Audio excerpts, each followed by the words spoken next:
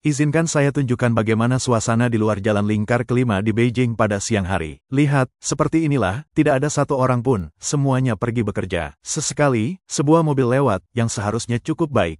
Kemana semua orang pergi? Hampir tidak ada orang di jalur metro Beijing 1 selama jam sibuk.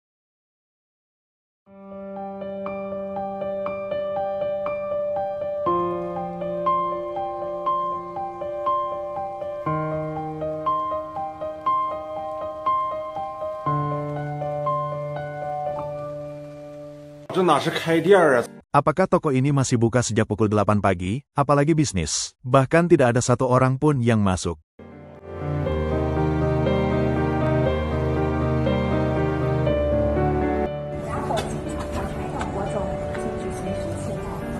Beijing 机场空无一人啊。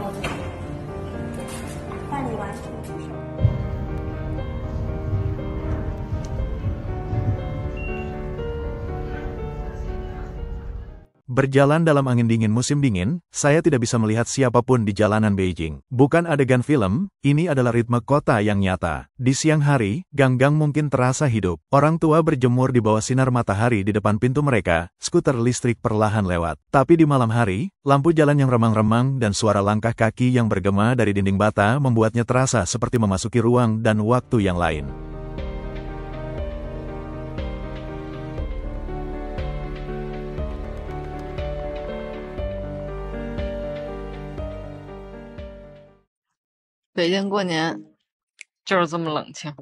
Beijing sangat sepi selama tahun baru Imlek. Semua toko tutup. Sesekali, satu atau dua toko buka. Semuanya tutup. Beberapa orang di jalanan. Inilah seperti apa tahun baru Imlek di Beijing.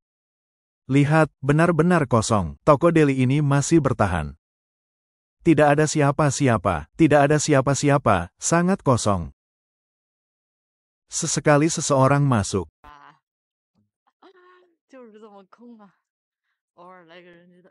Oh, kosong, benar-benar kosong.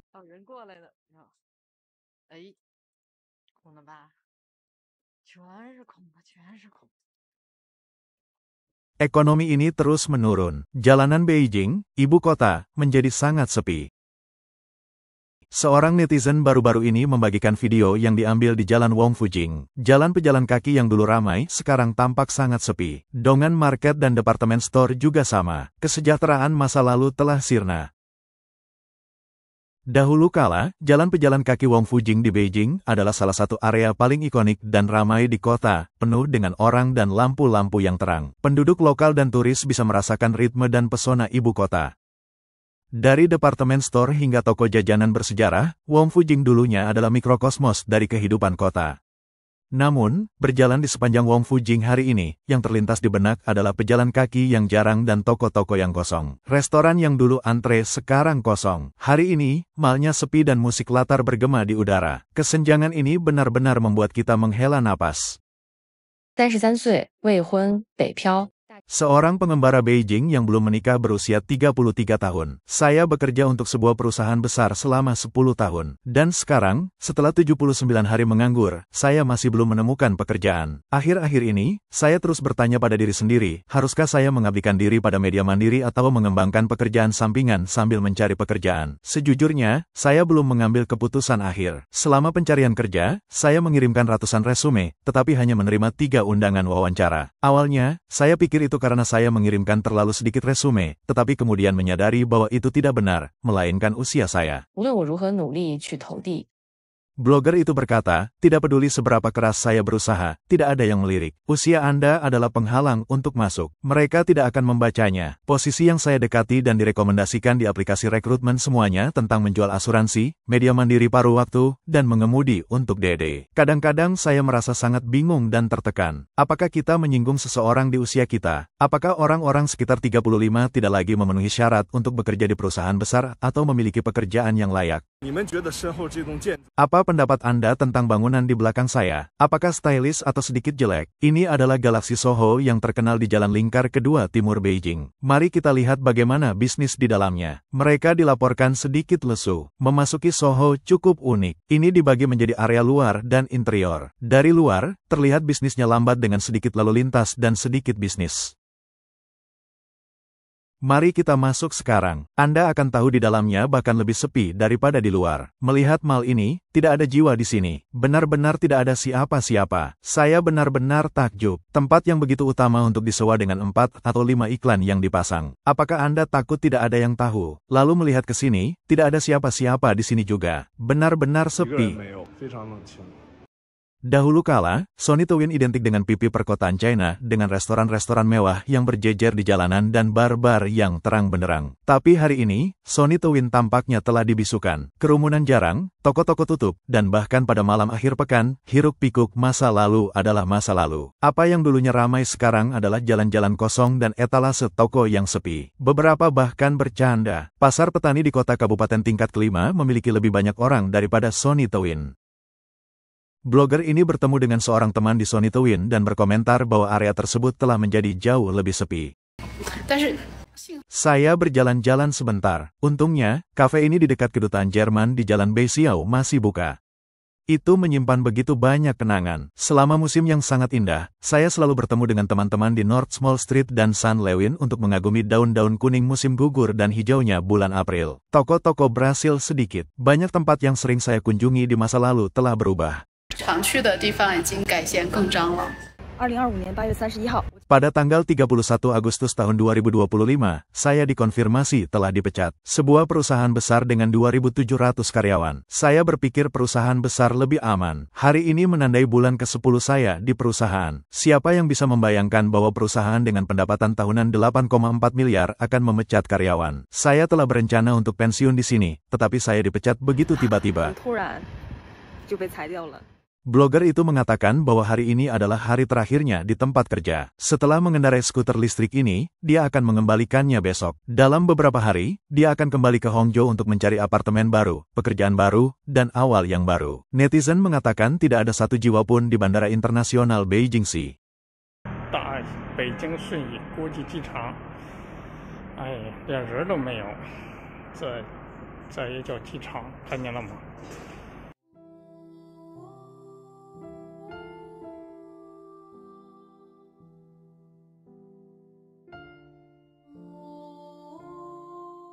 突然发现现在的 Saya tiba-tiba menyadari bahwa di lingkungan hari ini, menganggur atau berhenti dari pekerjaan bisa menjadi hal yang baik. Saya berusia 32 tahun dan saya telah bekerja di Beijing selama 10 tahun. Hari ini adalah hari ke-44 sejak saya dipecat. Saya berpikir kehilangan pekerjaan akan menghancurkan, tetapi secara tak terduga kesehatan saya telah membaik dan saya tidak lagi cemas atau depresi. Saya bahkan berpikir tidak bekerja saat ini cukup baik. Jika Anda menghadapi pengangguran, mengapa tidak menggunakan waktu ini untuk memulihkan diri secara fisik dan mental sebelum memulai lagi? Saya dulu membabi buta mengejar stabilitas, tetapi itu sebenarnya hal yang paling tidak stabil. Bekerja untuk orang lain dan kehilangan pekerjaan adalah masalah waktu. 给别人打工，失业是早晚的事。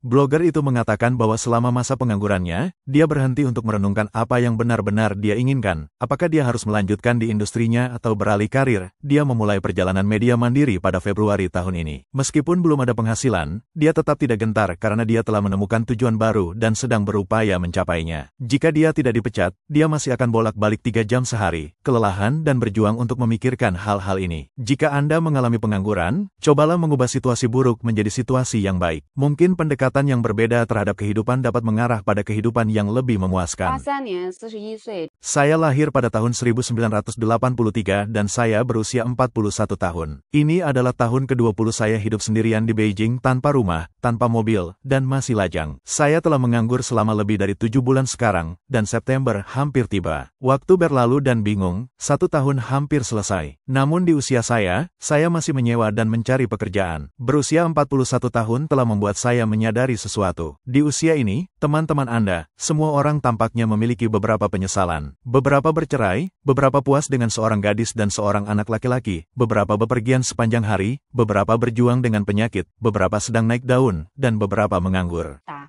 有人失业在家。Blogger itu menyatakan bahwa Tuhan tidak memberikan semua hal baik kepada satu orang. Menemukan cinta tidak selalu membawa uang dan memiliki uang tidak selalu membawa kebahagiaan. Menemukan kebahagiaan tidak selalu membawa kesehatan dan memiliki kesehatan tidak selalu berarti semuanya berjalan sesuai rencana. Tidak peduli seberapa hati-hati kita merencanakan, tidak ada yang sempurna. 100 tahun dari sekarang, kita semua tidak lebih dari segenggam debu. Mengapa mengambil semuanya begitu serius? Kita semua hanya lewat di dunia ini, jadi biarkan semuanya mengalir. Waktu berlalu dan dalam sekejap mata, Anda akan menjadi tua. Jadi, hargai apa yang Anda miliki sekarang. Blogger itu berusia 36 tahun, memiliki apartemen di Beijing, dan memiliki tabungan 42.000. Setelah dipecat oleh perusahaannya, dia memutuskan untuk tidak bekerja dan pensiun dini.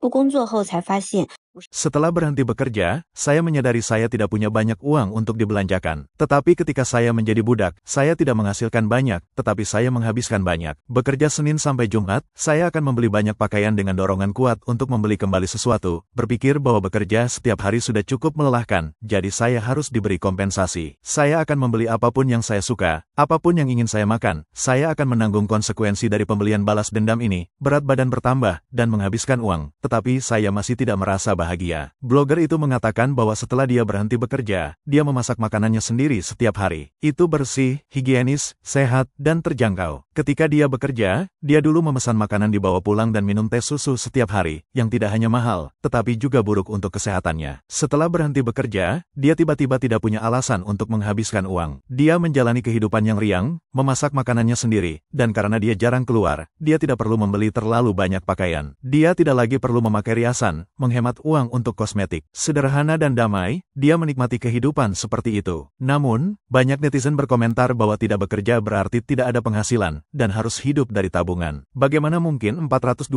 cukup untuk menutupi pengeluaran? Biaya kondominium, pemanas, air, listrik, gas, internet. Mana yang tidak membutuhkan uang? Bahkan jika itu $420 sebulan, itu $5.000 setahun. Apa yang akan dia lakukan setelah 9 tahun?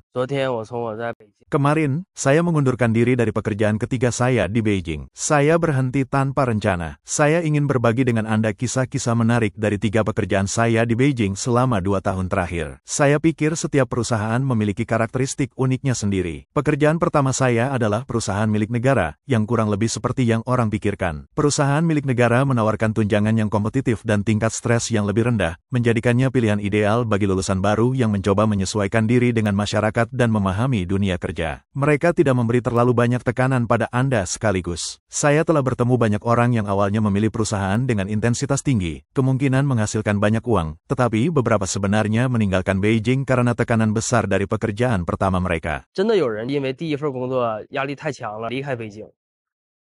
Blogger itu menjelaskan bahwa pekerjaan keduanya adalah di perusahaan bimbingan belajar besar yang terkenal. Dia merasa seperti pekerjaannya hanyalah langkah lain di jalur perakitan. Dia hanya harus melakukan bagiannya dengan baik. Dia dipecat dari pekerjaan itu setelah hanya 3 bulan. Bos mengatakan departemen kehabisan uang dan perlu memecat beberapa orang. 2/3 dari tim dipecat, jadi dia pergi. Untuk pekerjaan ketiganya, dia pergi ke perusahaan yang lebih kecil, yang menawarkan gaji lebih tinggi dan lebih dekat ke rumah. Perusahaan kecil memiliki keuntungannya juga. Dia bisa lebih memahami bagaimana seluruh tim bekerja. Tetapi pada akhirnya, dia memilih untuk mengundurkan diri tanpa rencana, pergi secara sukarela karena dia merasa relatif sulit untuk mencapai kesuksesan di perusahaan kecil. 家人们，你们快帮我参谋参谋。 Penggemar, tolong beri saya beberapa nasihat. Bisakah saya masih menikah? Saya berusia 34 tahun, masih lajang dan belum menikah tanpa mobil, tanpa rumah, dan tanpa tabungan. Saya menyewa apartemen 10 meter persegi di Beijing. Sekarang, tidak ada seorang pun di sekitar saya yang memperkenalkan saya kepada siapapun. Rasanya seperti saya benar-benar telah mencapai usia yang canggung di mana tidak ada yang ingin berkencan. Di pasar kencan, di usia 34, saya sudah lama menjadi wanita sisa yang tidak dicintai itu. Kebanyakan orang seusia saya sudah menikah dengan anak-anak, sementara saya masih lajang. 以前的我 Blogger itu mengatakan bahwa dia dulu merasa dia masih muda, bahwa tidak ada terburu-buru untuk mencari pasangan, dan bahwa dia bisa mengambil waktunya, bahkan ketika seseorang memperkenalkannya kepada seseorang dia akan langsung menolak. Melihat ke belakang, dia merasa dia melewatkan begitu banyak kesempatan. Akun publik WeChat, Pink's Big Truth, pernah menerbitkan sebuah artikel berjudul, Beijing tidak pernah begitu tertekan, yang secara terus terang menyatakan bahwa seluruh kota Beijing berada dalam keadaan isolasi ekstrim, kesepian, dan kurangnya vitalitas. Artikel itu melihat ke belakang meratapi bahwa lapangan Tian'an dulunya tidak memiliki pagar pembatas, memungkinkan orang untuk mengambil foto jarak dekat dari bangunan di sekitarnya, tetapi sekarang benar-benar disegel. San Lewin dulunya adalah pusat tren mode di Beijing dan bahkan negara. Rumah bagi berbagai restoran, pesta makan malam, dan pesta minum-minum di mana selebriti, kru film, dan pria tampan dan wanita cantik sering berkunjung. Sekarang, penduduknya jarang. Artikel itu mencatat bahwa populasi asing di Beijing telah menurun secara signifikan dengan baik orang kulit putih maupun kulit hitam menjadi kurang umum. Leong Machou dulunya seperti konsesi asing dengan kelompok-kelompok orang asing jogging di sepanjang sungai Liangma setiap hari mengingatkan pada sungai Seine di Paris. Adegan seperti itu tidak lagi terlihat. Pada malam hari, jalanan Beijing lebih kosong dan lebih sepi. Tidak ada pedagang kaki lima, tidak ada seniman jalanan, tidak ada fotografer, tidak ada penyanyi jalanan. Seluruh kota tampaknya telah jatuh ke dalam keadaan diam. Beijing pernah membanggakan fondasi ekonomi yang kuat. Industri internet dan teknologi di distrik Hahigian sekarang berada dalam kemerosotan. Sektor keuangan di distrik barat secara virtual terhenti di bawah peraturan yang ketat. Sektor pendidikan juga telah sangat terpengaruh, sering digambarkan sebagai sektor yang paling terpukul. Distrik Qiaong, yang dulunya merupakan rumah bagi industri film, televisi, musik, seni, dan media, sekarang berjuang. Perusahaan-perusahaan yang didanai asing dulunya aktif di Qiaoyang, tetapi penurunan baru-baru ini sudah terkenal. Adapun pariwisata, jumlah turis ke Beijing juga telah menurun secara signifikan. Artikel ini memicu diskusi luas di platform X luar negeri dengan banyak netizen yang berbagi pengalaman pribadi mereka. Seorang netizen berkomentar, "Saya kembali ke Beijing pada akhir Oktober dan ngeri oleh kesepian dan penurunan.